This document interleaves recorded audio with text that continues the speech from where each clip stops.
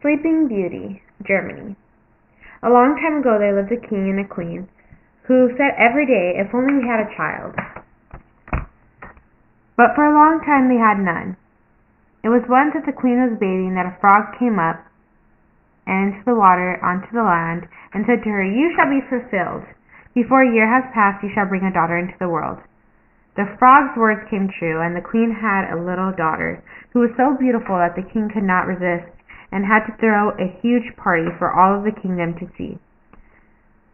He invited not only his relations, friends, and acquaintances, but the fairies, in order that they may be favorably and kindly disposed toward the child. There were 13 of them, however, and the king only had 12 golden plates for them to eat. One of the fairies had to stay home.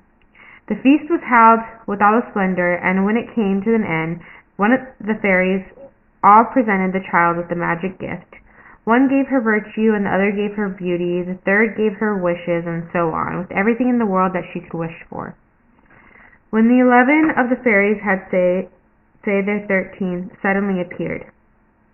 She wanted to revenge herself for not having an invitation. Without greeting anyone or even glancing at the company, she called out loud in a voice, "The princess shall prick herself with a spindle in her 15th year and shall fall down dead." And without another word she turned and left the hall. Everyone so terror-struck by the 12th fairy, whose wish is still unspoken, stepped forward. She could not cancel the curse, but she could only soften it, so she said, "It shall not be death, but a deep, deep sleep, lasting 100 years, into which your daughter shall fall." The king was so anxious to guard his dear child from the misfortune that he sent out a command for all the spindles in the kingdom to be burned. As time went on, all the promises of the fairies came true. The princess grew beautiful, modest, kind, clever, and everyone who saw her could not but love her. Now it happened that on that very day she was 15 years old, and the king and queen were away from home, and the princess was left alone in the castle. She wandered all over the whole place, looking at rooms and halls as she pleased. At last she came to an old tower. A rusty key was sticking in the lock, and when she turned the door flew open. In the little room sat an old woman with a spindle, spinning her flax busily. "Good day, Granny," said the princess. "What are you doing?" "I am spinning," said the old woman, nodding her head. "What is that thing with the whorls around it so merrily?" asked the princess, and she took the spindle and tried to spin too. But had she scarcely touched it, the curse was fulfilled, and she pricked her finger by the spindle and instantly fell asleep,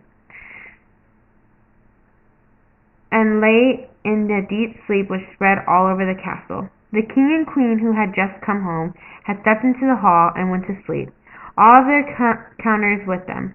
The horses went asleep in the stable, the dogs in the yard, the doves in the roof, the flies on the wall, yes, even the fire flickering on the hearth grew still and went to sleep. The wind dropped, and the trees in the front of the castle, not a leaf stirred. But round the castle a hedge of roses began to grow. Every year it grew higher, so at last it surrounded the whole castle, so that nothing could be seen of it, not even flags of the roof. But there was a legend of the land, and the lovely Sleeping Beauty, and the king's daughter was called, and from time to time the princes came and tried to force their way through. They found it impossible, for the horns went in their hands and held them fast, and the princes remained caught in them without being able to free themselves, and died a miserable death.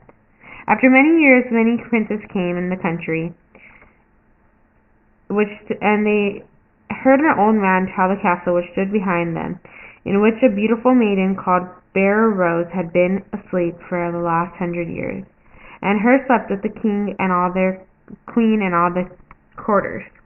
He also knew from his grandmother that many princes ready come and sought to pierce through the hedge, and remained caught in it and died a sad death.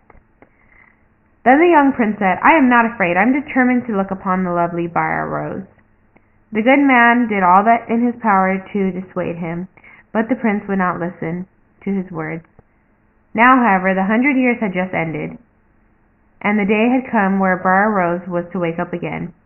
When the prince approached the hedge, it was in blossom, and was covered with beautiful large roses, which made way for him on their own, and let him pass unharmed, and then closed up again. In the courtyard he saw the horses and brindle hounds lying asleep. On the roof sat the doves with their heads under their wings. And he went into the house, and the flies were asleep on the walls, and there lay the king and queen in their throne asleep. He went further, and still that he can hear his own breathing. At last he reached a tower and opened a door, in which the room was that Bear Rose was asleep. There she lay, looking so beautiful that he could not take his eyes off her, bent down to give her a kiss. As she touched her, she opened her eyes and looked lovingly at him. Then they went down together, and the king woke up, and queen, and all the courtiers, and they looked at each other with astonished eyes. The horses in the stable stood up and shook themselves, and everybody woke up in the kingdom. Then the wedding of the prince and Bear Rose was celebrated with all the splendid, and they lived happily ever after till they died.